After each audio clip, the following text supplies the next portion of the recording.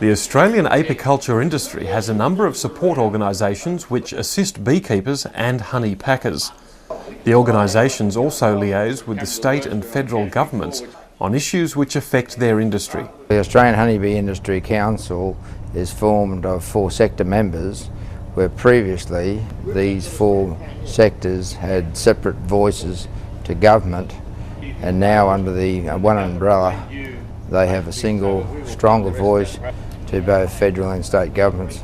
The benefits would be to the smaller members more so than to the bigger members, where before the smaller members would be struggling to get representation. Now they can come to the ARBIC Council and seek representation to government as a group representing the whole of the industry. The benefits of the to the beekeepers is they are represented by the Federal Council through all their states, and we're representing all those beekeepers on the ARBIC. Well, they're getting the benefits through honey production, through the honey production sector. Belonging to state bodies is that they're getting the flow-on effect of protection of their resources to the future as a whole, to their honey production sector. The Honey Packers and Markers Association was formed to provide a common forum for people of like to come together, express their views, and also to express the views of industry into the community at large. So any issues that affect both us as packers and it will affect the consumer, we are there to provide that protection. Around about 60% of the honey that's produced within Australia is exported, and that goes online with most of our membership, is about the same pro rata.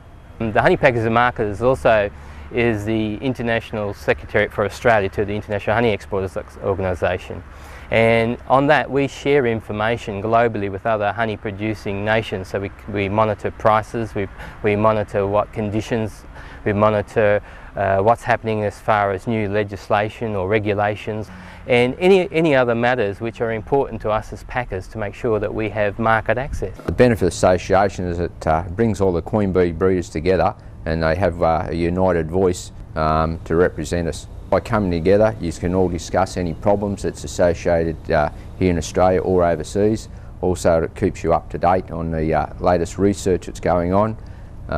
Also, there's a newsletter that the association puts out to all of its members. The major benefit is that we've set in place systems to help individual beekeepers to promote a professional image and put a professional pollination service in place. Because we're teaching our members to be more professional in their attitude towards growers of horticultural crops and seed crops, we get more demand for bees because we offer a service that is truly professional. The Honeybee Research and Development Committee is a program attached to Rural Industries Research and Development Corporation, and it assists the industry by doing research to solve problems that come up from time to time in the beekeeping industry.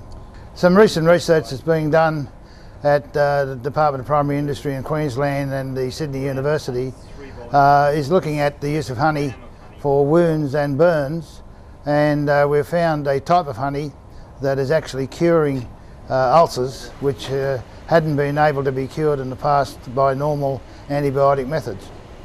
State government departments provide a research, advisory and regulatory service to beekeepers. The Australian Quarantine and Inspection Service has a role in issuing health certification for the export of apiary products, negotiating access to overseas markets based on disease issues. They also play a role in preventing the introduction of exotic diseases and pests to Australia. If you've enjoyed It's a Buzz, copies of this video and educational kits can be obtained by phoning this number.